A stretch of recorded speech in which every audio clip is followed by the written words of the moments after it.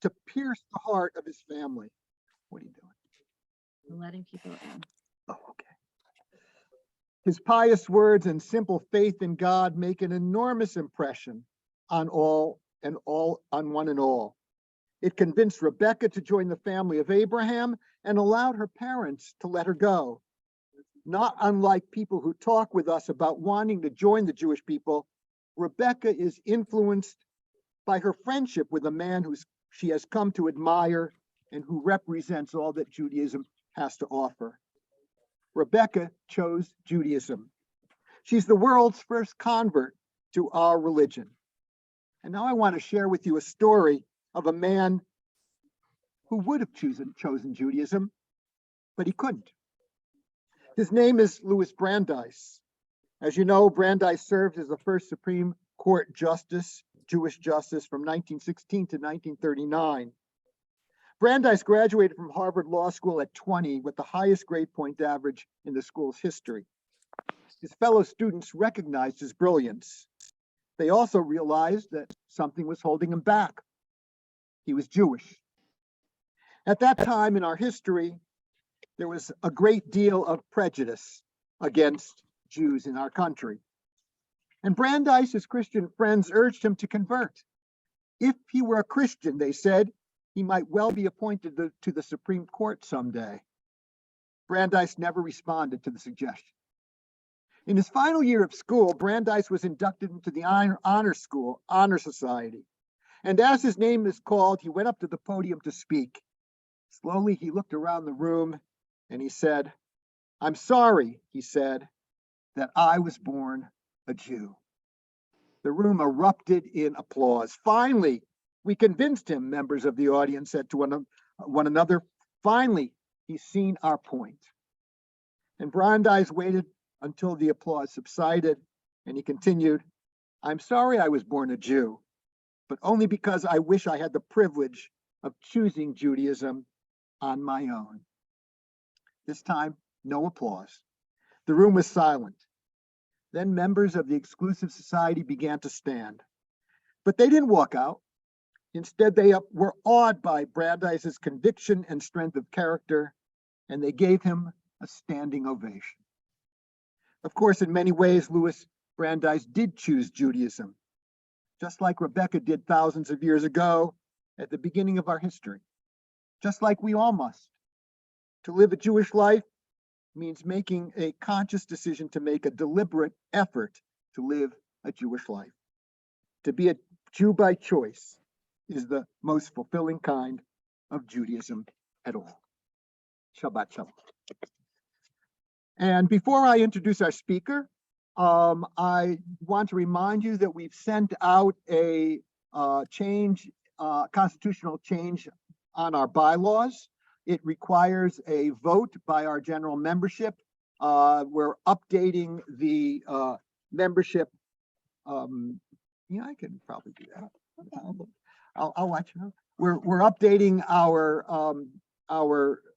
membership requirements, make it more inclusive. Try to make it more inclusive. You're responsive. Please read the bylaws, the new bylaws that we sent out.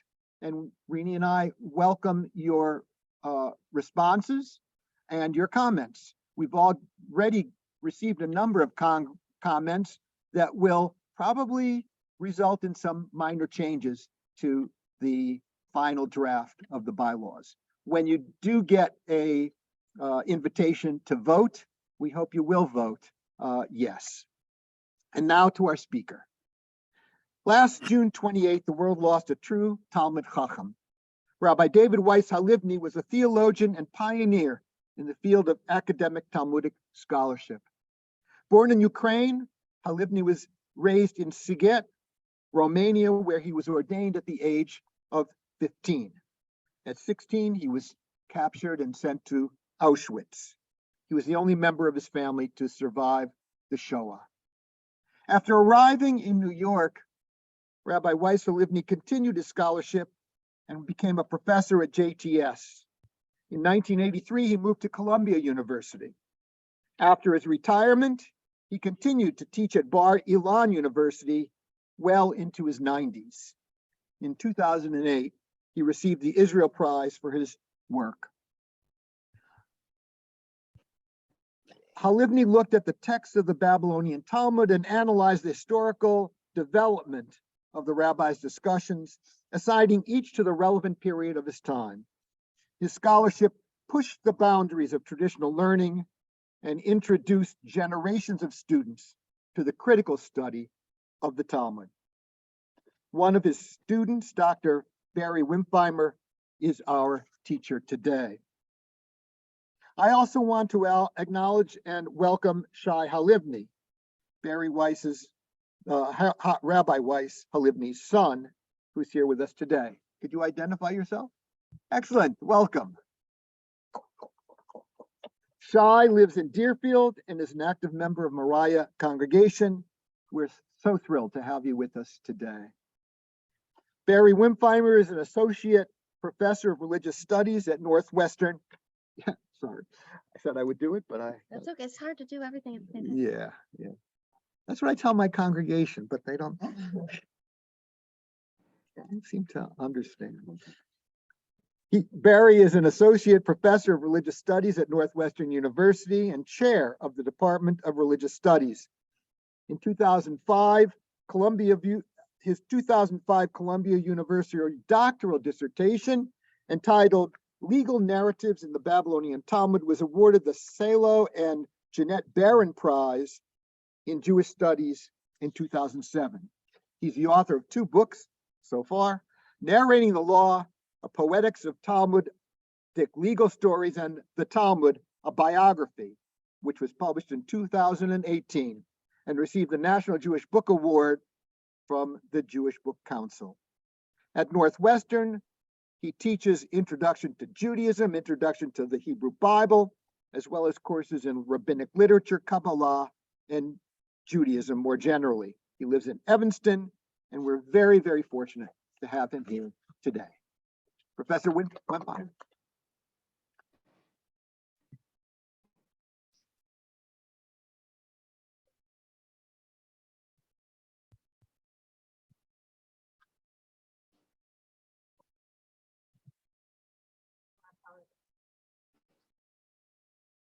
Thank you, everybody. It's nice to be here. I've managed to talk to this group before, several years ago, and I'm really honored by this invitation. I'm also honored, Shai, that you've come to join us. I brought some show and tell. Those of you who are on Zoom, maybe this will incentivize you. Those of you who are well enough to come next time in person, I brought some of Professor Halivni's books. So if you'd like to circulate that pile of books that I brought there, people can see some of what I'll be talking about, his literary output. I only brought 1 volume of his Talmud commentary, which is, I think, right now 8 volumes. But it'll give you a sense. It'll be difficult to read even 1 page right now. But you'll get a sense of the density of it just from seeing 1 volume. My copy of Pshat and Drash, the other English language theological book, is somewhere in my house. I've been reading it a lot recently, and maybe it's in my tallis bag. I'm not sure where it is exactly. I couldn't find it before coming here. I'm really honored that you invited me.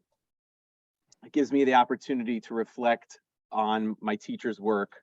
And I'm going to be reflecting in an original way on his work, particularly on his theology, on aspects of his life and his thinking that are not generally what I work on. And so I thank you for giving me this opportunity to review all of the theology and think about it anew. I'm hopeful that some of you will be able to educate me on some of these issues, and we can have a dialogue about some of this. The New York Times obituary of my teacher said that Professor David Weiss Halivni was, quote, something of a theologian. And I took this a little bit as a dig at Professor Halivni. You're going to see that 2 of the books I've circulated are works of theology, and the 3rd one that's lost in my house is also a work of theology. So, something of a theologian who wrote 3 books on theology, it felt a little bit unfair. But in fairness to the writer of the obituary, I don't know that my teacher would have disagreed, because His magnum opus, Professor Halivni's magnum opus, is Mikorot u'Mesorot, the Hebrew language commentary to the Talmud that he spent the bulk of his waking hours on. Professor Halivni was a masmid, or a matmid in the conventional sense. He learned Talmud all the time. When he was awake, if he wasn't davening, he was probably learning Talmud. As a professor, he did, of course, his professorial responsibilities. He taught his classes, he graded papers, but the rest of his waking hours were spent studying Talmud and always writing Mikorot u'Mesorot. It is an incredibly ambitious work. He set out to write a commentary on the entire Talmud. Sadly, he didn't complete it, but very few people have written a complete commentary on the Talmud, and very few people have even matched what he was able to do. I think he managed to cover something like 70% of the tractates of the Talmud. I think there's also a volume that's still to come out that the family's working on based on notes that he left after his passing. Mikorot u'Mesorot, I mean, in some ways, therefore, he's kind of like Maimonides. Maimonides is best known popularly. You know, if you go to the University of Chicago in their core curriculum, you might study the Guide to the Perplexed. But if you interviewed Maimonides and you asked him about his life's work, he would undoubtedly say that Mishnah Torah was his life's work. It's what he spent the bulk of his time on.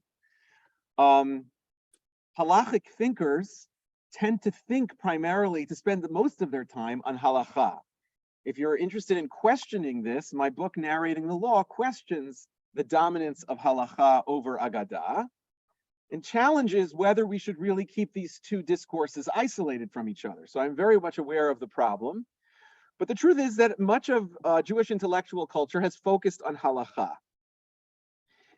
Mikorot u'Mesorot is animated by Halivni's understanding of his project. He is fixing what he understands to be a major problem in the Talmud, which he would refer to as the problem of the dochak. He would use the term dochak. I will define dochak as a logical disappointment that one encounters when learning the Talmud. This disappointment can happen at all levels. You can find yourself disappointed in a line of Mishnah that doesn't make sense, in a statement of an Amora that reads a Mishnah that doesn't seem to logically follow what the Mishnah is demanding, in a conversation between two rabbis where they seem to be talking past each other, or in a comment by the anonymous editorial voice of the Talmud, the Stam, which seems to misunderstand or misplace some knowledge that it should have had. It is most commonly associated in the commentarial literature, though, when the Talmud itself poses a question and then answers a question in a fairly ridiculous way. And we've all studied Talmud, and we've all had this moment where the Talmud will offer some kind of solution that doesn't feel like a solution at all, because it feels like it's not up to the challenge of the question that was posed. These are the things that troubled Halivni. He had a tremendous logical brain and a gift for sussing out where the heart of these logical problems lay. His book attempts to fix the dochak, and the way it attempts to fix the dochak is through a combination of lower criticism and higher criticism. I get that probably not all of you are familiar with these terms, lower criticism and higher criticism, so I'll just very briefly tell you how he would go about this problem. So lower criticism is the use of manuscripts or other textual witnesses like early print editions to try to explain how a problem in the text might not be a problem in the text, but a problem in the text that we have. There may have been a better version of the text in which this problem we encounter wasn't a problem at all. So that's a way of explaining a problem. It resolves problems in the text by producing a better version of the text. If you've ever read Chaim Potak's book, The Chosen and the Promise, one of the main characters, Ruvain Malter, often uses this approach. The Promise is dedicated to David Weiss Halivni, and my teacher used to tell me all the time that it's a book about him. that he's the main character. And I would laugh because Ruvain Malter is an all-American boy who, you know, takes his girlfriend to the lake in his convertible and goes skinny dipping or whatever. Like, this is not who I thought of in my teacher. But he was right, because the character in the story is using the Talmudic techniques that David Weiss Halivni introduced and popularized. But in addition to lower criticism, the other approach that he used was higher criticism. And in his version, higher criticism was source criticism, a way of dividing the Talmud into different layers and acknowledging that it has a much richer composition history than traditional readers are usually, you know, willing to posit. Acknowledging that often in the Talmud, there is a narrating voice, there is an anonymous set of rabbis who are responsible for arranging the material, for juxtaposing the material, for framing the material, and even for answering some of the most challenging questions in the material. That the ability to recognize the different layers in the text gives you another tool to resolving logical problems when you encounter them. So these misunderstandings could be now understood as historical mistakes, if you would. In fact, because he was going through the Talmud, slowly, methodically going through it all, you do this enough, you start to see patterns. So he is responsible for introducing the world to the idea of the stam or the stamaim, the anonymous voice of the Talmud, acknowledging and realizing that once you start paying attention to the Talmud in this source critical way, you start to see how important those anonymous voices are. They're everywhere. They make up, you know, roughly 1/3 of the Talmudic text can be attributed to them, and their framing and their questioning is also responsible for understanding their predecessors. Without them, you would have something that looks more like the Talmud Yerushalmi, which is very hard to understand and also doesn't have the same kind of logical flow. So that's this is his Talmud project. His Talmud project is primarily focused on the halachic materials, because halachic materials are the area that intellectual rabbis since the Gaonic period have focused their intellectual attention on. So the Babylonian yeshivot, which are responsible for the institutionalization of rabbinic Judaism, already then were looking to become the Supreme Court of Judaism and wanted to decide things of Jewish law, and they were using the Talmud for this purpose. So they were already gravitating towards the Talmud's legal materials. Their curriculum was designed to answer responsa questions that were coming in from throughout the Jewish world. And this caused them to only really study the Talmudic sections that were legal. And slowly they kind of skipped over the non-legal materials. And this became codified in the subsequent post-Talmudic sources. Alfasi, Isaac Alfasi, the Rif, produces his digest of the Talmud, which basically just takes the halachic materials. And so basically, since the Gaonic period, Jewish intellectuals who work on Talmud have primarily worked on the Talmud's halachic materials. And that is where my teacher's main contribution, both religiously and historically, lies. It lies in the major multi-volume work, Mikorot Misorot. Along the way, he was many things to many people. He served as a rabbi of a congregation on the Upper West Side of Manhattan. Kihilat Orach Eliezer was known as Finkelstein's. And in that capacity, he would sometimes sermonize. He also served for many years as the rabbi who was giving sermons at the synagogue in the Jewish Theological Seminary. So he was a common darshan, offering theological reflections, divrei Torah. He took on a leadership position at the seminary and also in his capacity as the founder of the Union for Traditional Judaism and its associated rabbinical seminary. And through those external activities, he produced novel ideas of theology that are represented within the book, some of which I've passed around. I've passed around Revelation Restored and Breaking the Tablets. But why Joseph Berger could call this, something of a theology is because there's a bias within the study of theology. It's a Protestant bias. It's also a philosophical bias. So it's easier for us to acknowledge Maimonides as a theologian because he was working in an Aristotelian secular philosophical tradition when he wrote his Moreh Nevuchim. It's easier for us to acknowledge even someone like Emmanuel Levinas as a theologian because he was working within a secular discipline of critical theory that was common when he was saying his things. But Professor Halivni's form of theology was the form of a traditional darshan. It's the same kind of thing that rabbis have been sermonizing about for years and collected essays. Rabbis in the Talmud, I always have to tell my students that the thing about rabbinic theology is that it is non-systematic. The rabbis are not producing a single unified work of theology. The other thing I'll say about Professor Halivni's theology is that the books that I circulated are short. They basically mostly summarize, a single position that he's arguing. There also is redundancy between his books. So half of Pshat and Drash overlaps with Revelation Restored. And so some of the ideas are repetitive. But I want to give credit to his theology and also connect his theology both to his Talmudic and halachic personality and to his personality as a Holocaust survivor.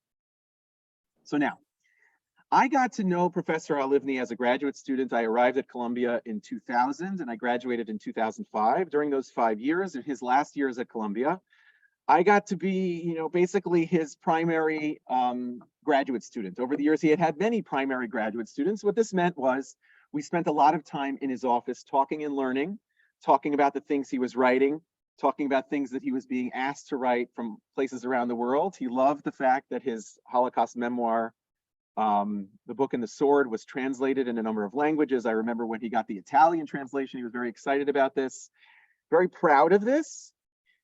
The thing that you should know about him was that he was a ma'amin, a person of faith. He was an old world soul, and some of you knew him and can speak to this yourself. He was an old world soul with old world faith, which doesn't mean that he was naive. He wasn't naive. He was the opposite of naive. But I said his theology is not philosophical. It's a little surprising because he did study philosophy in college and he was proud of that philosophy. He had channeled that study of philosophy into work on the Kal Vachomer, the logical syllogism in rabbinic hermeneutics. But he had a traditional belief system, and his traditional belief system included a belief in a providential God. A providential God to whom one can pray and with whom one can be in a relationship. And to say this is not a little thing. Maimonides does not believe in a providential God, does not believe that prayer is effective, and does not believe that you can be in a relationship with God. So to say that someone has those kinds of values says something about him. People don't realize how conservative, with a small c, my teacher was. In fact, he often was frustratingly conservative to me, because by the time I arrived in his office and classroom in 2000, I was very well convinced that Ravina and Ravashi had not written the Talmud. Professor Halivni had argued this since the 70s and proven it 9 ways to Sunday. I did not need any more convincing of this point, but he was still arguing the point in the 2000s. Every page of Mikorot and Mesorot is engaging with traditional interlocutors and demonstrating yet again that the traditional narrative of how the Talmud was composed cannot be accurate.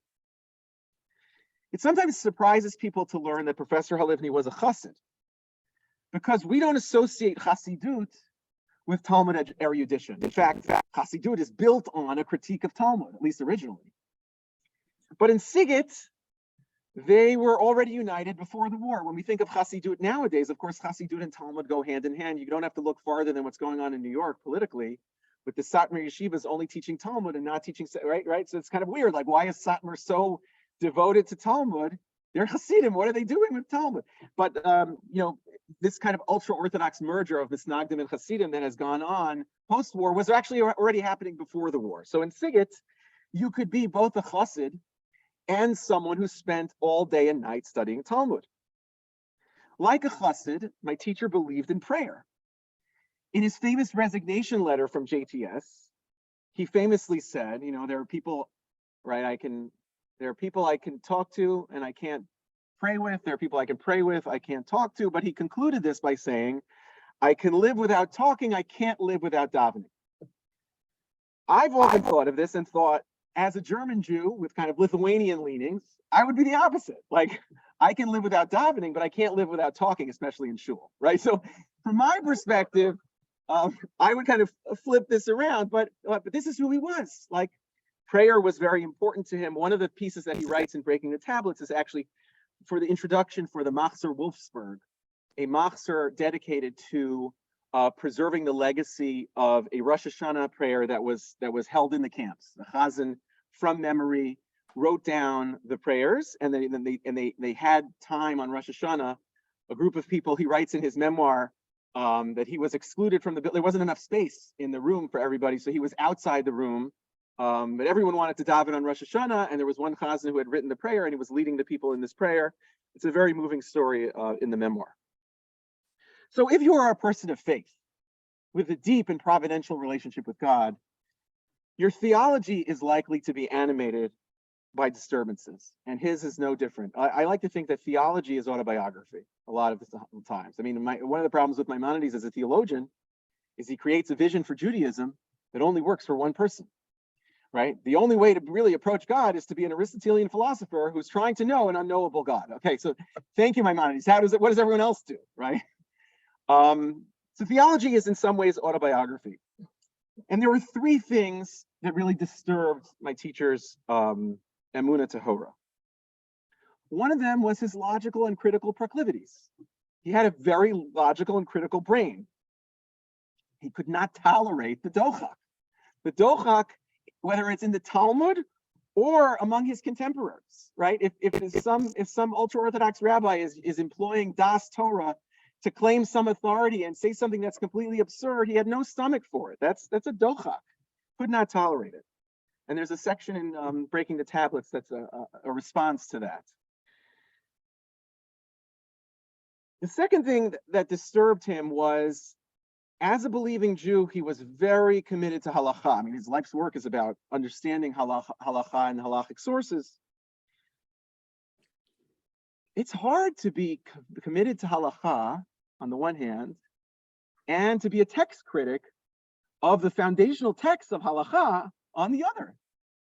That is a tension. Like, you're basically saying, I believe that there's a covenant with God. God told us what to do through the Torah. The Torah was interpreted through the Talmud. It says the foundation for halachic things.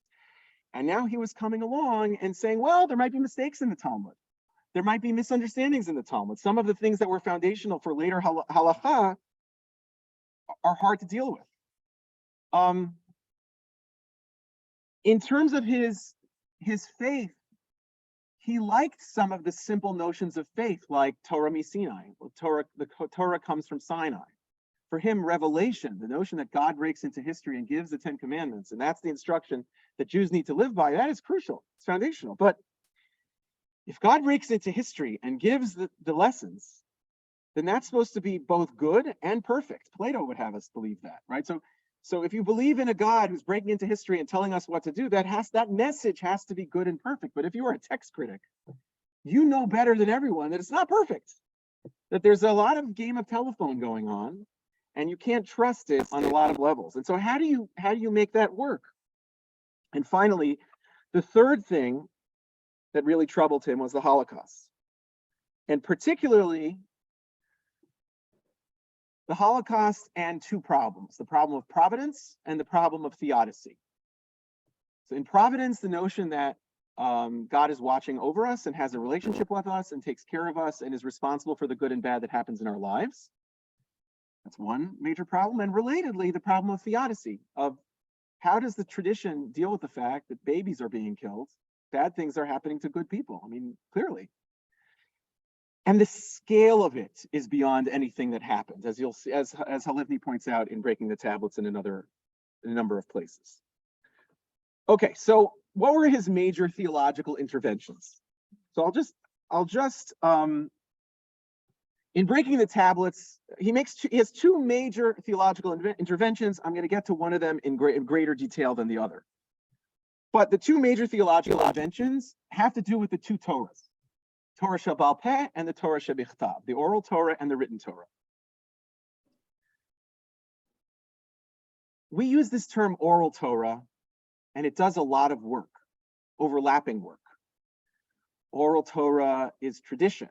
Oral Torah is all of the things that are not in the written Torah. But when you drill down and you start asking questions, well, what did we really mean by oral Torah?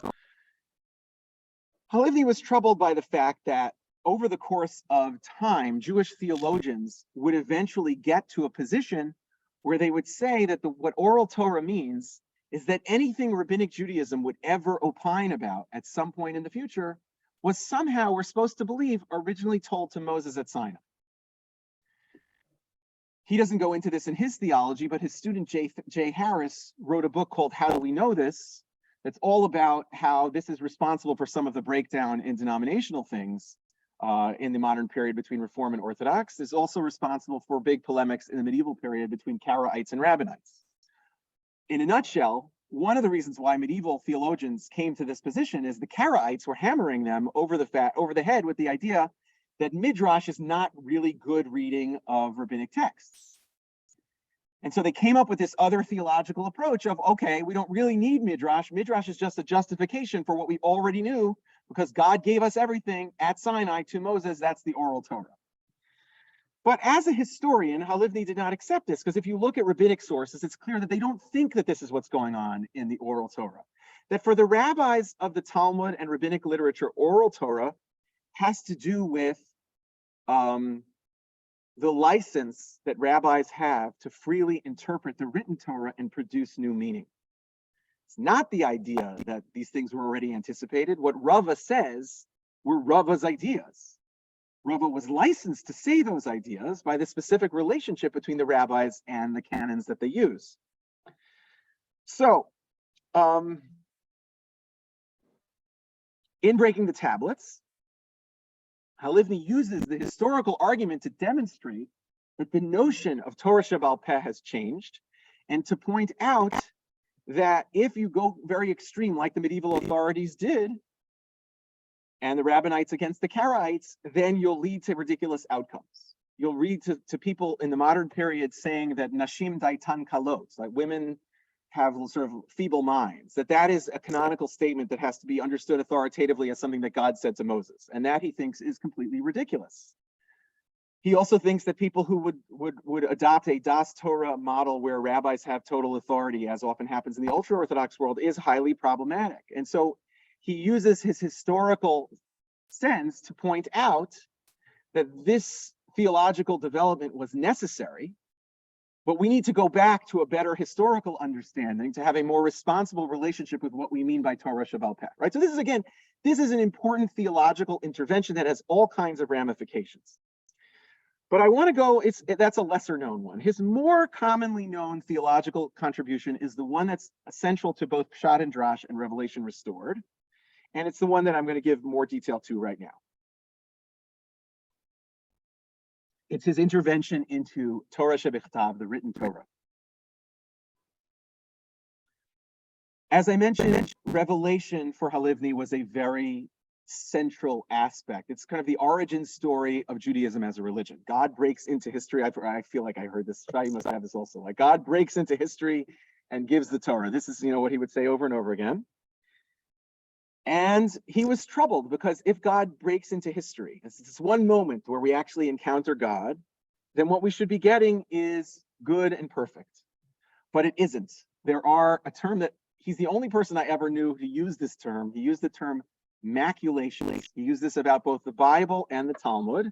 What he means by maculations are errors, mistakes. I guess he didn't like to use the words errors or mistakes because they imply a subjectivity. So he used the term maculations, which nobody knows, as a way of saying it's no one's fault, but there are these like holes. There are dochak in the text. There are problems in the biblical text and the Talmudic text. These problems, some of which were unearthed by Bible critics. Bible criticism has been around for a while. But some of them were unearthed by rabbis. And those were the ones that he would gravitate towards, places where the rabbis identified that the pshat is very hard because the text is redundant or the text is contradictory. Places, for example, where the example that he liked to use frequently was, we get instructed that the Passover offering has to be roasted, but we get instructed it has to be cooked. It can't be both cooked and roasted. And then you get in Divrei Hayamim an explanation that it has to be cooked over fire, right? Which is Divrei Hayamim's inner biblical exegesis response to try to resolve the contradiction between the two prior references earlier in the Torah, right? That's an example of immaculation. Like the texts don't agree. Or places, the four species, and whether the four species were originally designed to be brought as ritual objects, or they were supposed to be part of the Sukkah, and the passages in Nehemiah that kind of confuse the two and think maybe the ritual objects of the four species are used as schach, right? So there's places where the Torah is inconsistent, and they have halachic significance. So how did he deal with this problem? He dealt with this problem in a very dramatic way, a grand way. In a postmodern era where we're supposed to be sort of fleeing the grand narrative, the totalizing narrative, he leaned into totalizing narratives and produced a new totalizing narrative that is completely outlandish, in some sense outrageous, but I'll just lay it out for you. His idea is we need to think of revelation as a two-part process. There were two moments in time. There's the revelation at Sinai, and then there was the rediscovery and secondary revelation of Ezra. If you know your Jewish history, you know that in 587, the first temple is destroyed. The Babylonian exile begins when the elite population of Judea is sent into exile. The elite population are the wealthy, the powerful, the royal family, the priests, and the literate, the people who would have been responsible for writing the Torah. They're now in Babylonian exile, and in exile, they crystallize certain notions of endogamy, of staying together and being unified and excluding intermarriage. And then they send back emissaries from Babylonia to the land of Israel. Ezra, who's a descendant of priests, and Nehemiah, who's a descendant of the royal family. They come back, and Nehemiah is the Persian governor of Judea. And in that capacity, Ezra and Nehemiah, according to the Bible, teach the Torah to a people who knew nothing about the Torah. They introduced rituals that had not been practiced. They introduced ideas that had not been known. They open up the Torah scroll and they educate the people. And so Halivni says,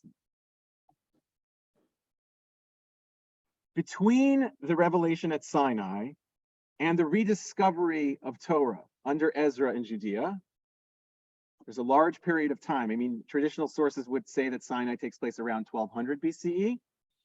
Ezra takes place around 420 BCE, let's say. So that's 800 years. So during this period of time, what do we know about this period of time from the Bible?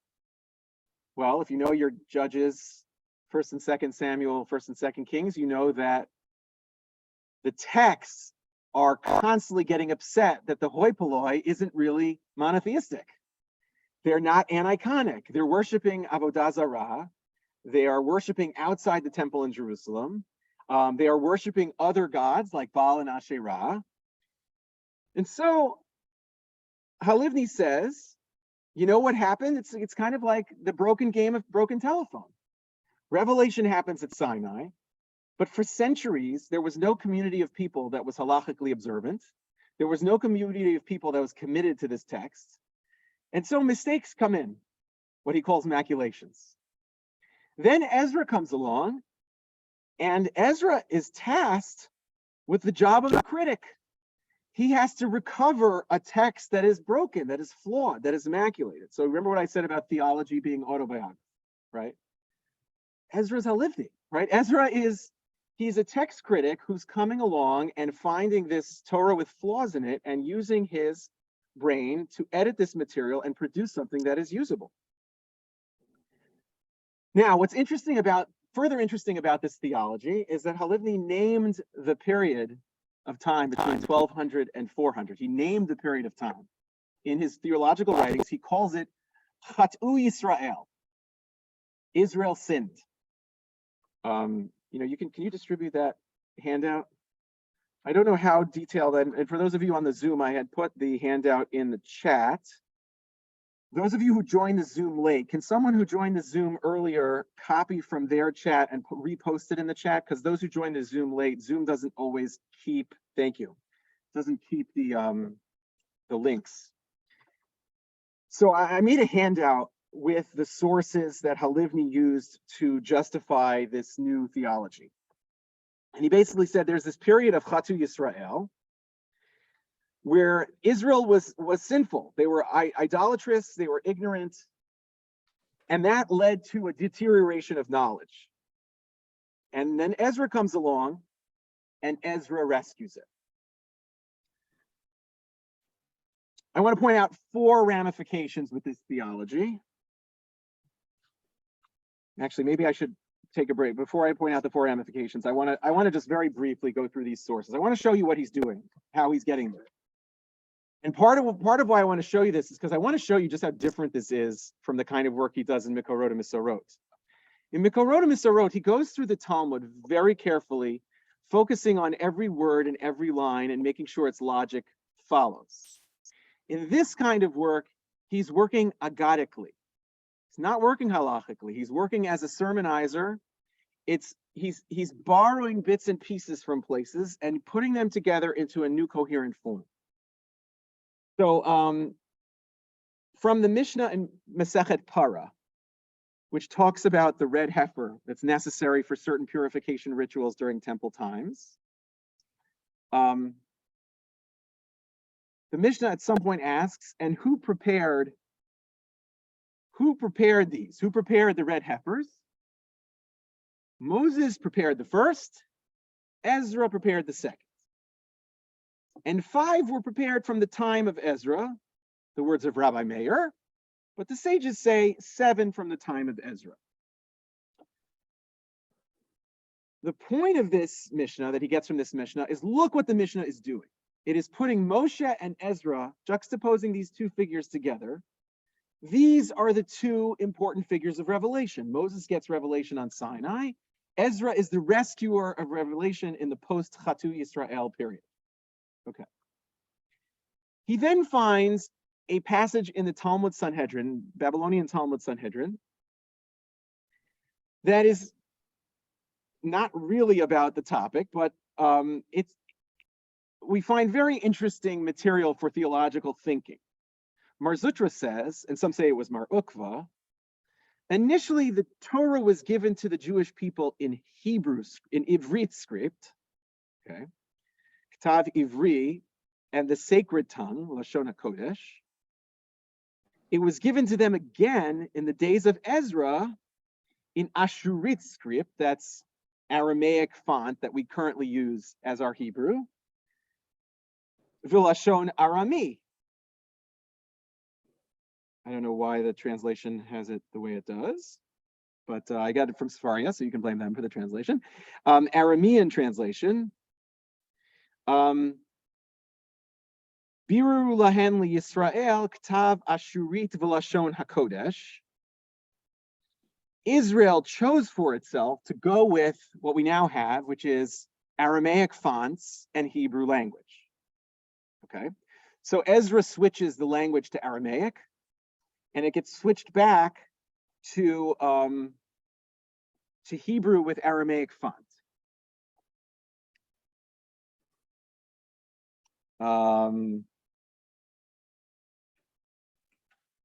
Okay, now I'm skipping around.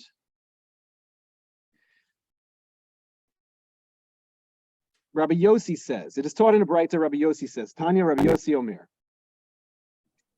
Ezra was suitable, given his greatness, for the Torah to be given by him to the Jewish people, had Moses not come first.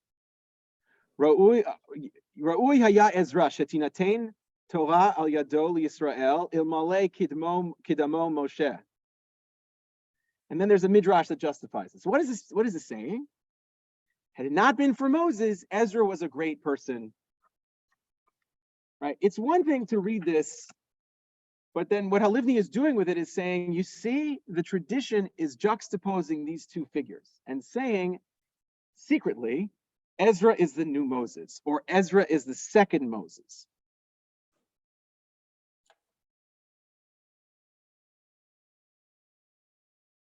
Later on in this passage,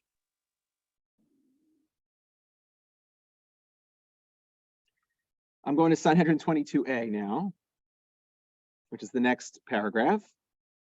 It is taught in a Braita. Rabbi Yehuda Nasi says, initially the Torah was given to the Jewish people in this script, Ashurit. Once the Jewish people sinned, it turned into an impairment for them. And they began writing with a different script, Libonah, that came up in the Samaritan version. So Rabbi Yehuda Nasi, the author of, or the putative author of the Mishnah, is connecting this notion of the changing alphabet and changing language to the notion of sin.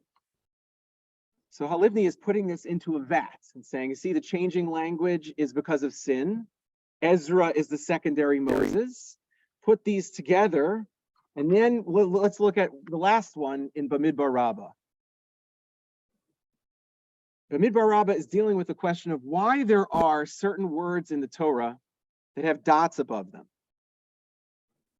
There are those who say, why are the words dotted? Like Isaron is dotted, and that's what the Bamidbar Rabbah is asking about. Now, in medieval manuscripts, dots on top of words are indicators that a secondary scribe has come along, or even the initial scribe, and marked words for deletion. That's what a dot usually means.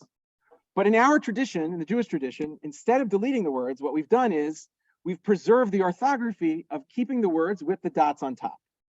And because we're Jewish, we've come up with Divrei Torah to explain why we have the dots on top.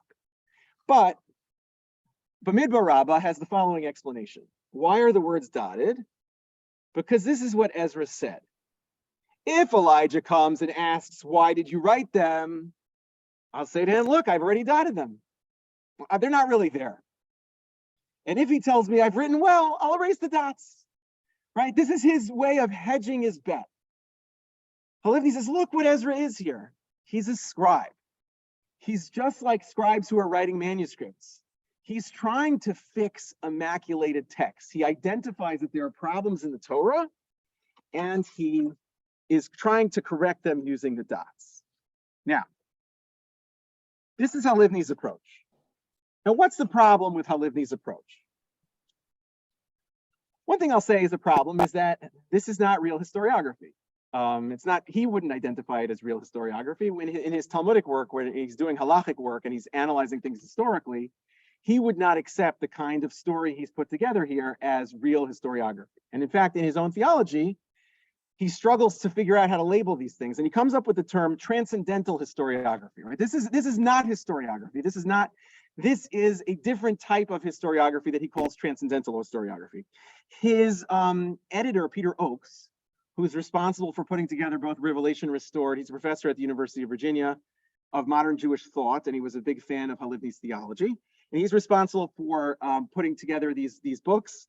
In his introduction, he renames this depth historiography. He said, okay, it doesn't pass muster as historiography. It's not. It's built differently. It's you take little pieces of Agadah from here, and little pieces of Agadah from here, and little pieces of Agadah from here, and you put it essayistically into a coherent whole that you're now putting forward as a new Agadah. Rabbis have been doing this forever. In fact, in the Barcelona Disputation, one of the things that happens between the Paris Disputation of 1240 and the Barcelona Disputation of 1263 is that in the Barcelona Disputation, the Christian side had learned from the Paris Disputation that Jews don't read the Torah straight, right? So they had come to the Paris Disputation with all these like quotes from the suffering servant passages in Isaiah, and they were going to show the Jews how Jesus had come and was the fulfillment of this. And the Jews said, we don't read it that way. We read it through Midrash and Talmud. We have a completely different filter for reading this material. So they come to the Barcelona Disputation armed with passages from the Talmud that talk about how the Messiah already came and was at the gates and the rabbis encountered him. And they say to Nachmanides, who's the representative of the Jews, they say, you see, he came already. Your own sources say it. And Nachmanides says, oh, Agadah. We don't, that's not how we work with Agadah. Agadah isn't this kind of rational discourse in which you make a compelling read and I'm forced to change what I think. There's hundreds of different Midrashei Agadah. If you open up any work of Midrash Agadah, Yesh Omrim, Yesh Omrim, Yesh Omrim, Yesh Omrim, you deal with problems and you come up with multiple solutions. And that is what Halivni was doing. I actually I have my own take on what's going on here that I think is actually better than both transcendental historiography and depth historiography that I'd like to share with you. I'd like to get away from this term historiography. I don't think what he's doing is historiography at all. The reason why people want to say it's historiography is, look, he's working with historical materials. He's talking about Revelation, which is a historical moment. He's talking about Ezra. We're talking about chronology and time and a period of time in which Israel sinned. But this is not historiography. This is mythology. In my work, I like to point out that what the rabbis do in the rabbinic period is they mythologize not only the Bible, but the Second Temple period. And here, religious studies sources will help us think through what this means. There is a close connection between myth and ritual. Myth produces a highly textured world or a space which we inhabit religiously. You know, when Plato came along, he introduced to the world this notion that there's like, you know, this is my cup, but it's not really my cup. There's a better cup. This is just an external form of a cup. But there's a Platonic notion of a cup that's the ideal cup, and that we can't access because we're stuck in Plato's cave and we don't have access to these things. There's a whole level of life experiences that that my senses don't have access to. And Plato became very popular among religious thinkers because this is what religion does. We produce mythology in order to create a sacred overlay on our world. We then use our rituals to inhabit those spaces. When my grandmother died about 20 years ago, my nephew, who's currently sitting in yeshiva in the Gush, was about 3 years old, and my grandmother died, and we weren't sure if my nephew understood at the Shiva house what was going on. So we asked him, Yona, do you understand? We called my grandmother Honey. Do you understand what it means that Honey died? And he said, yes, last week Yosef died. You know, from the mouths of babes. He was in religious preschool, and they were doing Parshat HaShavua, and the previous week was about the death of Joseph. And there's something kind of sweetly naive about it, but I think it actually speaks to some aspect of our existence. The more immersed you are in a Jewish ritual culture that reenacts the creation every week, that reenacts the story of the Exodus and the entire story of the Bible on a cyclical calendar, whether it's triennial or annual, the more you're inhabiting your mythological space. The rabbis do this famously with the Haggadah, right? Lirot et atzmo, ki'ilu hu yatsa mitzrayim, and Maimonides famously laharot et atzmo, right? It's not just about seeing oneself, but performing or externally demonstrating yourself. WimpfheimerRabbi, one of my other late teachers from Columbia, famously writes in Zachor about the gap between Jewish history and Jewish memory. And what he writes is, for the rabbis, the reason why the rabbis don't write historiography is, for them, all of the important history has already happened. The best they can do is relive that historical time, to inhabit the Bible. This is what you do when you're a traditional darshan. You accept that there's this moment of revelation. Did my teacher think that historically it happened or not? In his logical brain, probably not. I don't know, Shai, maybe you have more information here, but he knows that it's foundational to the religious space that we create as Jews. And you can't just eliminate it. But what you can do is, you can use the fuller texture of biblical mythology to re-narrativize Revelation and re-narrativize what the experience is going to be. And when he did this, and he thought of it as a multi-part process, starts with breaking into history, but ends with an Ezra who's a human being functioning to rescue material and that he's feeling distant from. He doesn't have that access to God anymore. There are no prophets anymore. The age of prophecy is over. All he has is the text. His Hasidic roots caused my teacher to borrow from Isaac Luria's notion of tikkun olam and call this tikkun hamikra. He does it very explicitly. He talks about Luria and tikkun olam, and this is tikkun hamikra. You are fixing the Bible and making the Bible useful and usable for people who are post-critical like he was. I want to finish by talking about one more aspect of his theology. Do I have a couple more minutes?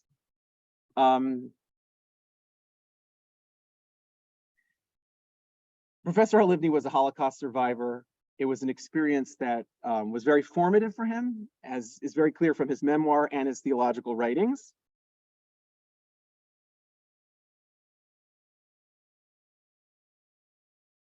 In his most extreme versions of post-Holocaust theology, he actually says in Breaking the Tablets, and again, based on what I've been saying before, you can appreciate what this means for him. He says there were two revelations in world history. There was Sinai and there was Auschwitz. Those are the two aspects, those are the two sort of sacred aspects of Jewish theology that will sort of are not replaceable. But he says Sinai was the ultimate manifestation of God's presence. Auschwitz was the ultimate manifestation of God's absence. And that absence, I think, was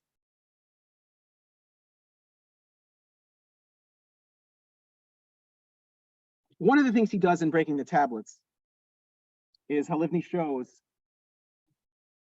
that Judaism had been preparing for a theology of absence for 1,500 years by the time the Shoah shows up. If you look at rabbinic literature, they already experience God as an absence. There's already a deterioration from Ezra to the rabbis in a sense of absence. The Oven of Achnai story, he reads as a story of the rabbis' empowerment in the face of an absent God. In fact, it's the same story that Mordechai Kaplan would read to theologize a religion that did not have a God. Because that's what rabbinic Judaism creates. It creates this possibility for this absence. Jews struggled with the question of theodicy already from Job and Kohelet, from Ecclesiastes and Eov, right? They were already struggling with this problem of bad things happening to good people, and the fact that covenantal monotheism is not true to their experience of the world. But I think for Halivni personally, as a believer and as someone who had a providential relationship, an understanding of a providential relationship with God,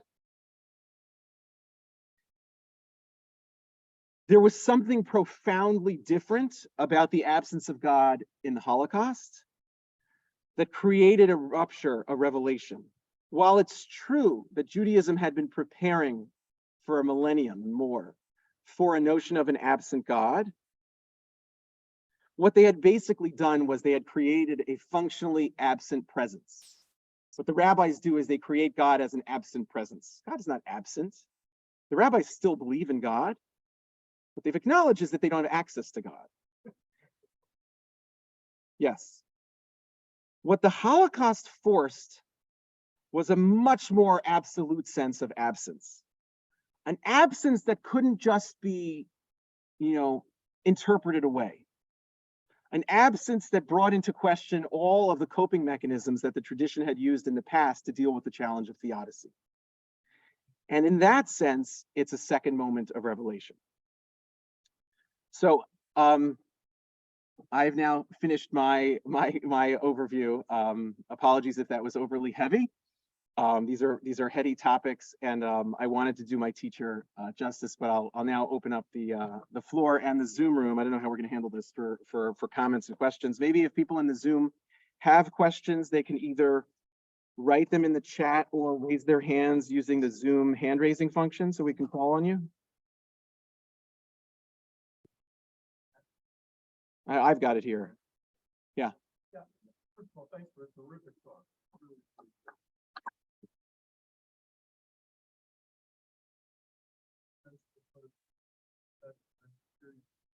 I took one class with Professor Halivni. Most of the other students had studied with him for several years, so the class was a little bit above my pay grade. But there were a number of fascinating things about him, which you've spoken about, that really struck me even at the time. One that you didn't mention is that in his class, unlike many of my other professors, who you felt had taught that same material, they were teaching you 100 times over. In his class, you could almost hear the gears in his head going around as he was thinking about and rethinking issues and working on his Makorot and Sorot. I said the Chagiga with it. And so it was, as difficult as it was to understand, it was inspiring to watch somebody whose mind was really working through important issues. When it comes to theology, it's also interesting that of all my professors of Talmud at the seminary, there was only one other one who ever dealt with issues of meaning. If you would ask most of them, almost all of them were European born and trained. One of them famously would say, well, go ask the theology. He wasn't concerned about meaning. He wanted to know the text and the halachot. Wait, who was the other one? Seymour Siegel, who was American born and who also taught Jewish thought. With regard to Agadah, of course, all of them downplayed the importance of Agadah. He spent a lot of time studying halakha material. He got to Agadah, he read it through quickly to get to the real important stuff again. But Halivni produced at least two disciples who work with Agadah. You and Jeff Rubenstein, there might be others as well, I don't know. And so I think that's an indication of, I don't know how it felt about your choices, but it stands good for him. And he was a real kind person. It came through in his teaching. He was never sarcastic with his students. Sometimes it's hard to understand. He didn't speak clearly all the time, but he really seemed to. He treated his students with respect. If he felt you didn't understand something, he would try to explain a little bit better, and never criticize you if you didn't seem to be well prepared enough for what he wanted. So there's only one class that I had. It was a real privilege being able to study with him. And I was glad that I was able to do it. Thank you for sharing that. I'll also say that I started studying with him at a specific point in my life. I had just finished rabbinical school at Yeshiva University, where the final 4 years of my time there, I had also gone to high school there, and I had studied while I was in college at Columbia. I had attended Shir at Yeshiva University also. And my last several years at Yeshiva were very unpleasant because I felt like an outsider to the institution. I felt very critical of the institution, and the institution was overtly and explicitly critical of me. I sought refuge in the academy. I wanted to be all about the Talmud and its history and critical understandings of it, and I did not want to have to struggle with questions of religious meaning. And I found sometimes when I was Professor Halivni's TA for the undergraduates, things would happen in the class, and I would just cringe, and also I didn't want to have to deal. He would get up in his Pshat and Drash class or his class on Jewish prayer, and he would announce to the class that not only was he a professor, but he was also a rabbi. And not only was he a rabbi, but he was conducting services that weekend, and he invited everyone in the crowd to come to his services. And I was just sitting there, I just felt, to me, this is not something that needed to happen in the Columbia classroom. Like, this is, this is what I was getting away from by leaving yeshiva. And now I was experiencing this. But there was a genuineness to his care for the students, even when he had lots of students, because in those classes, he would sometimes have 50, 60 students. And many of them would come to office hours, not because they had any questions about the material, but they just wanted to talk to him. But he never rushed them out of the room. He always asked them where they were from, tried to make some connection to some grandparent or something. He was always very respectful of the students. Yeah. The other thing is, Jeff Rubenstein translated the introduction. Yes. It's not a lot easier to read than the Hebrew version, but it is available to somebody who really wants to speak. Yeah, I mean, Jeff translated the introductions, and the introductions are interesting because, I mean, one of the also amazing things about Professor Halivni is that Mekorot Mesorot is an attempt to go through all of Shas. Every introduction was a new attempt to reconsider all of the information. One of the amazing things about, I mean, I didn't talk about his memory because his memory gets a lot of coverage, but I'll just mention it here. I mean, it was astounding. His memory was astounding. It was because it wasn't just photographic. It was computational. It was like a computer, right? So what I mean by this is I know people with photographic memories. I grew up with people in yeshivas who could tell you, you could ask them a page number in the Talmud and they recite to you what's on that page. But if you ask them a content question about that material, you're not getting an answer, because they had memorized the words and then they could sort of recite it, which is how the Tanaim worked also in rabbinic period. there was a division of labor. You had the memorizers, and then you had the analysts. There's Sinai and Oker Harim, as the rabbis famously discuss. There's like the people who are Sinai because they have the memories and they record the texts. It was an entirely oral literature. And then you have the Oker Harim, the people who could lift Sinai up and turn it on its head. That was the Oker Harim. What? Yes, but that wasn't, they didn't use that term. In modern terms, people sometimes talk about Bekiut and Be'iyun as different Talmudic methods. But Halivni used to be able to process questions like, sit in the class and he would point out that in this is a statement where the anonymous voice was interacting with Rav Papa, a 5th generation Amora, after Rav Papa had talked about Rava and made a certain kind of observation about a midrash that Rava had said. And someone in the class, just, because they could, said, Professor Halivni, how often does that happen? And I would be sitting there with the Bar-Ilan computer CD on my computer, and I could, using word search, kind of come up with terms that you could use to ask a computer these questions. Professor Halivni would have the answer before the computer, and sometimes the computer would come up with examples that he didn't remember, so maybe he would come up with 19 out of the 21 examples. But to be able to say, this happens 19 times, and then go into, but actually 5 of those times are logically different than the example we're using, is a level of comprehension that is unrivaled, that I've never seen, and I don't think we're going to see. I mean, this is a completely different level of understanding. So, yeah. Question in the chat.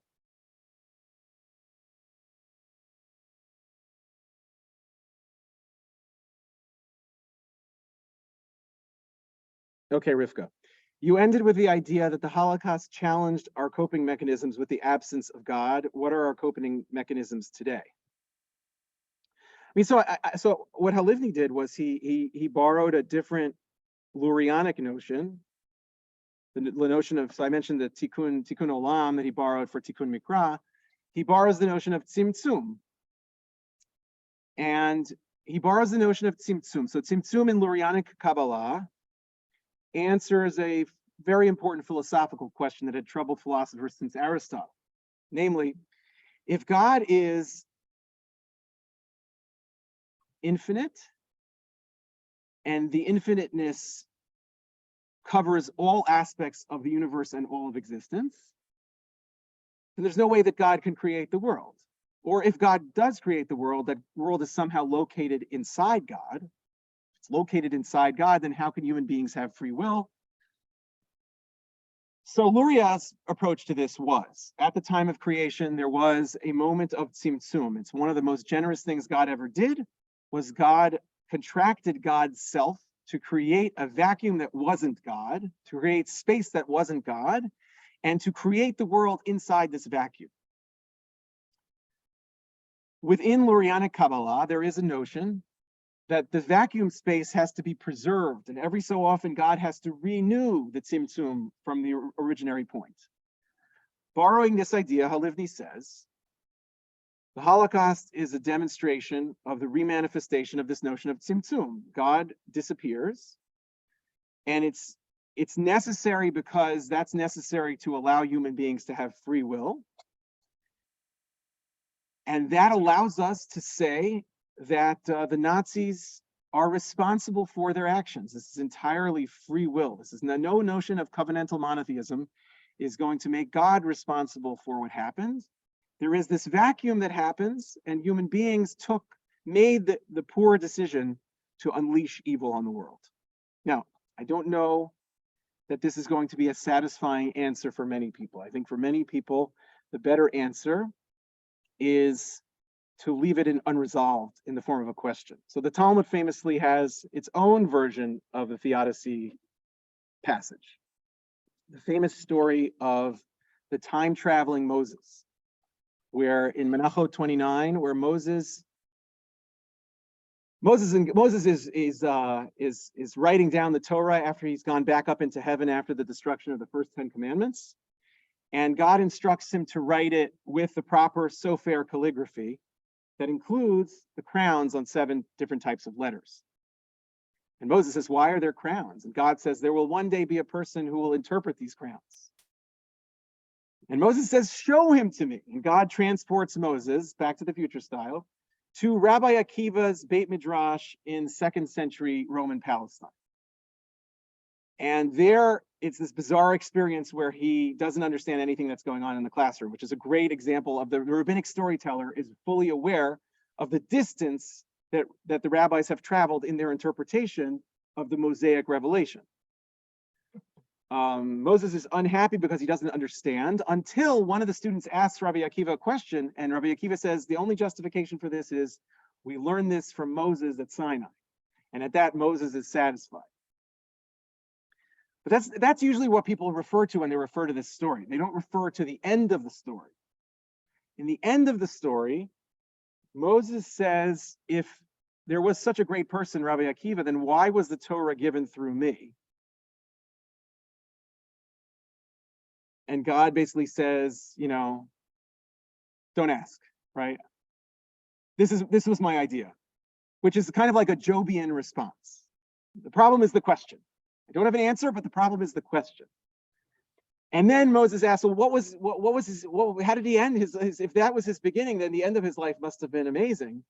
And God shows him a vision of Rabbi Akiva's flesh being flayed by the Romans as part of religious persecution, and he sort of dies at Roman hands. And Moses again says, Zu Torah v'zu schara, this is the Torah and this is its reward. And God repeats the same answer, silence, this was my idea, right? So this passage, like the book of Job, can be understood as saying the tradition has better questions than it has answers. And I think so. I think that kind of approach is a coping mechanism also. So I don't know. I mean, around the room, I'm sure we have practitioners who deal with this all the time. I was recently talking to my colleague who teaches Buddhism, and the singer Taylor Swift had written a song on her new album called Karma. And a journalist from The Vulture, which is a New York Magazine publication, had reached out to my colleague to ask her about what she thought about Taylor Swift's version of Karma. And so she brought it into class, and the class analyzed the song from a Buddhist perspective, and they gave it a grade. Students gave it a C. My colleague gave it a B+. I shared this then with my students. I found it very interesting because karma is a way of dealing with some of the same problems that we deal with in our religion. It's basically the notion that what goes around comes around, and if you do bad things, they will be revisited upon you. But it's disembodied. It's not associated with a specific deity who is responsible for it.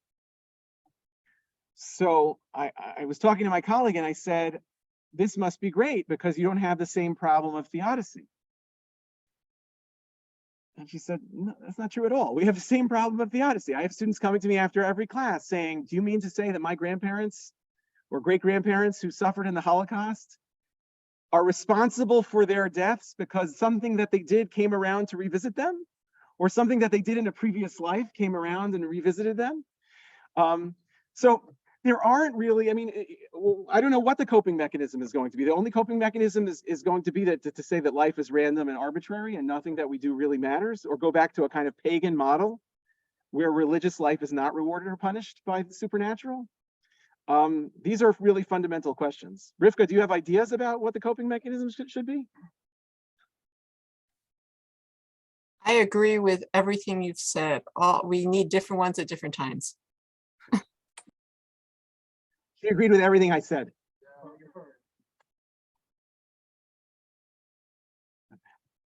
Yeah.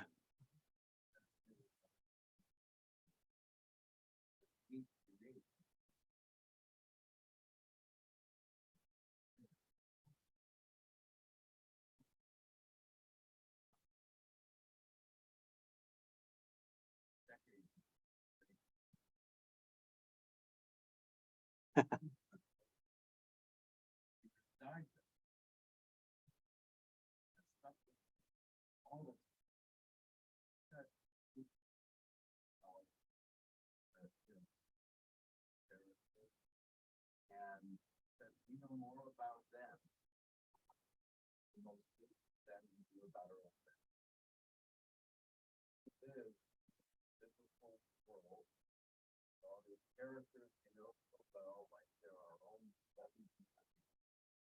And yet, I mean, I know for myself, I only know the name of one great man.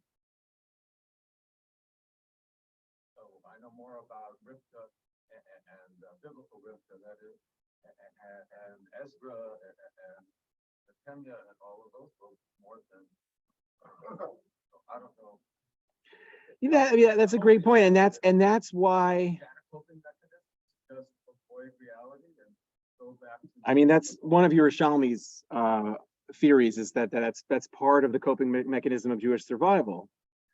But I'll also say that also raises the stakes for the conversations that we have about biblical characters and our biblical history. And if you do, I mean, one of the things, I mean, Peter Oakes, in his introductions to Halivni's work, he's trying to retrieve this work and say, you know, this is important in the academy and it's important for the larger community, and those worlds need to be more connected than they generally are. Because what often happens is, like, insights in biblical criticism or insights in historical understandings of Jewish theological ideas, they remain separate from the practice of Judaism and how Judaism is, you know, experienced by actual Jews.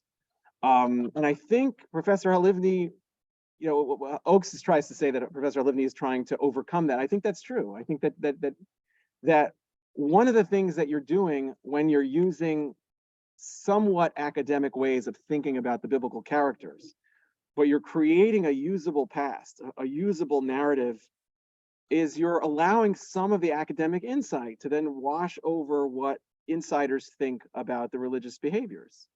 I don't know if it will stick, but I think there's an interesting attempt there that's original and different from a lot of what we see, especially like in our writing process. Our publishing process tends to be very bifurcated. Academics publish in academic presses.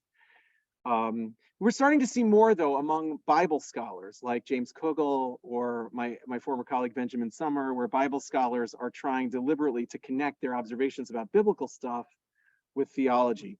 Michael Fishbane, who used to be at the University of Chicago, also has done a little bit more of this on the rabbinics and Hasidut front.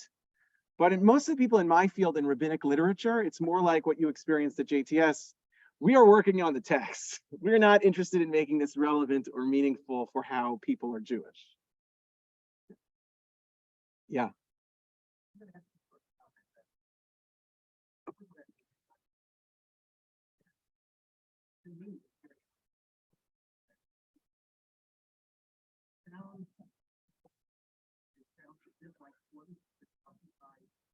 Related space that Greenberg and Elliott's work. We'll also talk about Rephanim and the Epicon. I wanted to comment about how they are. I studied, by the way, my relationship is similar to yours with Professor Elliott and years talking, learning with him. My question to you is, if you have a comment, could you point out for us how they may be similar, how they may be different? You can hear them. So first of all, I'll say that I was a big fan of Eliezer Berkovitz long before I studied with Professor Halivni. Back when I considered myself Orthodox, the orthodoxy that I was interested in was Berkovitz. Berkovitz is similar because he gets to the Lurianic notion of tzimtzum in his understanding of the Holocaust before Halivni does. I think in one of the theological books, Halivni acknowledges this. I think that the difference between them is that because of his background in Hasidut, Halivni has a deeper understanding of how Lurianic Kabbalah gets understood later. I mean, Berkovitz kind of borrows the philosophical concept of Tzimtzum, but he's not Lurianic at all in his thinking. He's very Western. Halivni is not only borrowing the original idea of Tzimtzum, but he's also applying the notion of the need for a refreshing of Tzimtzum. I mean, it's not there in Luria. It's not Luria's idea. We don't actually have great access to Luria, but even in the early Lurianic, like Moshe Cordovero, the early Lurianic people are not talking about it's a one-time thing. Tzimtzum is a one-time thing that happens. But later Kabbalah talks about a need for refreshment. I mean, you mentioned Eliezer Berkovitz and Yitz Greenberg, who are both Orthodox theologians. I actually wonder, I don't know if Shai, if you know anything about this, I wonder if Rav Hutner has more of an influence on Halivni's thought. Rav Hutner's theology is produced in a way similar to the way this agadic theology is produced. I think structurally and formally, there's much more overlap there in the essay style, in the writing style, and even sort of the argument style. I know that Halivni studied in Chaim Berlin with Rav Hutner, so there would have been some overlap there. But you ask about Yitz Greenberg. Yitz Greenberg's notion of post-Holocaust theology goes back to the idea of a covenant, but the covenant he's talking about, oh, our battery's running low, Rini. His idea of a covenant is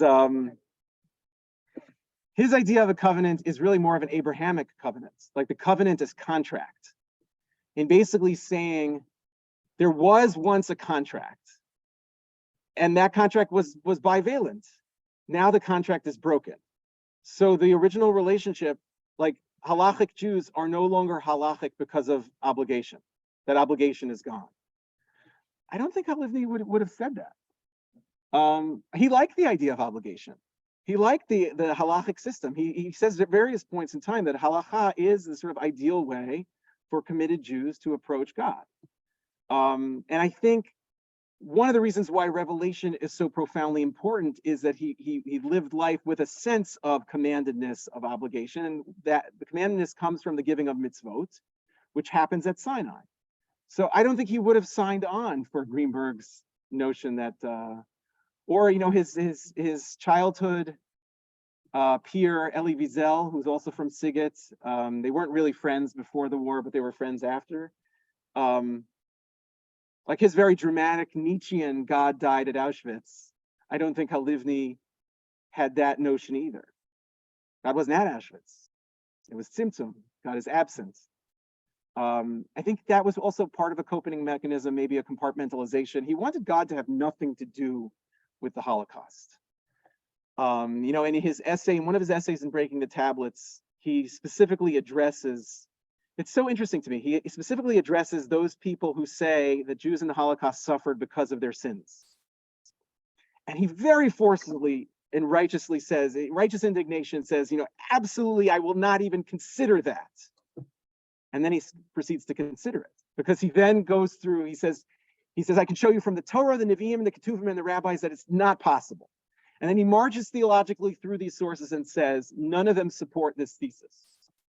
So he actually is considering it, because in order to argue against it, he has to actually consider it. And this is one of the animating forces of his post-Holocaust theology, is that he's so troubled by people who want to give God a front seat to this. And for him, he needs to keep those separate, that his God had nothing to do with the Holocaust. Yeah.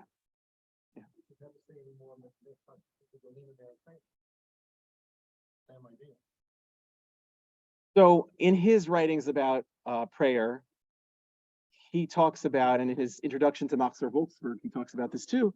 He talks about the need to focus on other prayers. The prayer that we say on Rosh Hashanah, where we want God to inhabit the world. We pray for God to lord over the world, because his basic thesis is God has been more and more absent, and the Holocaust is a function of that absence. So if you're going to pray to bring God into the world. Yeah.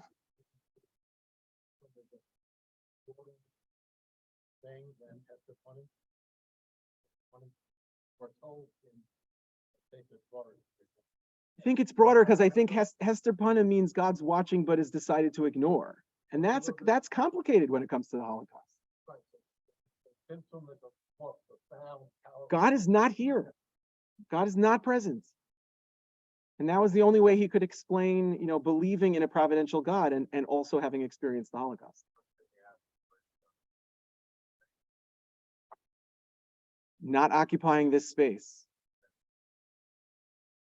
It's hard for me to defend theological concepts often because I don't necessarily know that they're defensible. Because you can ask logical questions of them. At a certain level, we're trying to make, the people who engage in this are trying to make a kind of coherent set of beliefs that they can ground their lives in. So, but these are, it is important to ask these logical questions. He would have wanted that. I don't know how he would have answered that. Because ultimately, you're right, Tzimtzum doesn't really resolve it, because God is still present in some way. And if God did Tzimtzum, that means God could do the opposite of Tzimtzum.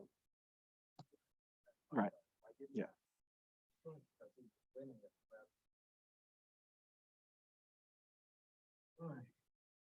question. Right, it's a good day when your teacher says that was a good question. Thank you so much. Thank you for everyone for teaching. So nice to be in person. And for those of you on Zoom, it's great to see your faces.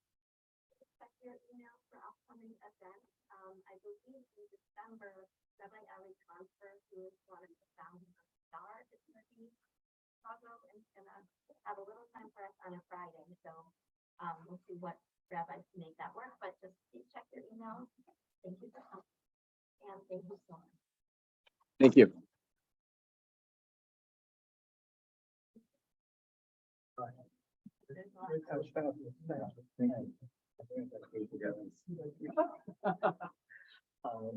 And should we say kind of Bonnet? Hi, y'all. Nice to see you. Good to see you too, Simcha.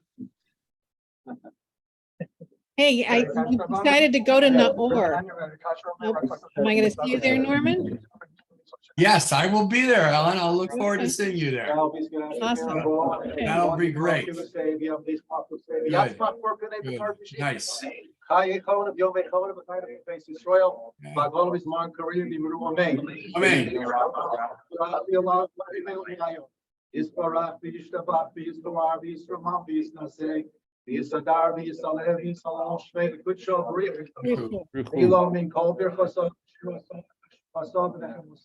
Amen. All Yisrael, be all Rabbanon, be all Talmidei, be all called Talmidei, Talmidei, be all called Madias, give me a Raisa, Divi Asradeim, Diva Kol Asar, Yasar, Hela Hom Lachon, Shlomo Rabba, Kira Bechista Barachamim, the Chaina Vichid, Bazona Vicheu, for Kanon, the Kanam Avon, the Bishmaya, the Aro, Amen. Hey, Shalom Rabba in Shemaya. Chayim, Elena, be all call Yisrael, be Bru Amen. Hey, Shalom, be Ramah. Rahmav Yaseh Shalom. Elena, be all call Yisrael, be Bru Amen. Amen. I asked the question. Simcha, I want to hear about your responses to his Ezra and Nehemiah. Oh, I made all sorts of notes, and there's interesting questions. I mean, I'll write to him, but one of the things, as a quick aside, he referred to the famous midrash about the crowns on the letters, Right. and also in the same lecture talked about how Paleo Hebrew was not written in the Aramaic letters that we now call Hebrew letters. Right. So did the rabbis of the midrash understand that what we see as the Torah letters were not the Torah letters that Moses knew? I mean, the two pieces of information don't match. So were the rabbis pretending, or did the rabbis not know? Proto-Hebrew lettering, right? Paleo-Hebrew, yes. The Paleo-Hebrew Paleo-Hebrew. letters don't have crowns. So only the Aramaic letters have crowns. So that so anyhow, I'll write to the professor about this and ask him what he thinks. Yeah. Good. Nice to see you. Bye, Nice y'all. to see all of you. Nice to Yes. see you, See you Ellen. soon. I Bye-bye. hope to see you in person, Alan. I will see you in January. Okay. Yeah, Simcha, I really am interested in your response. I was watching you during the whole thing, and and when he brought up Ezra, I knew there was a big smile because he's hitting right into your alley there. Yeah, so also he gave me ideas about another chapter or two chapters I need to write about. Also, I mean, I've heard him before. Yeah. And, he's brilliant, and he's able to talk scholarly without having to use scholar, jargon. Puts in language we can all understand. Absolutely. Yes, and he's a good model for us when we're teaching congregants. I mean, yes, and he knows so much. And I was impressed very much. But he's also very humble about, I'm a scholar. I'm not going to get into the rabbinical kinds of things of making those, theological connections. Yeah, Right? yeah, I want to go to study at Northwestern with him. All right, I'm going to go. All right. Bye-bye. See you later. Bye-bye. Hi, Neil. Bye, Neil. Hi, Neil.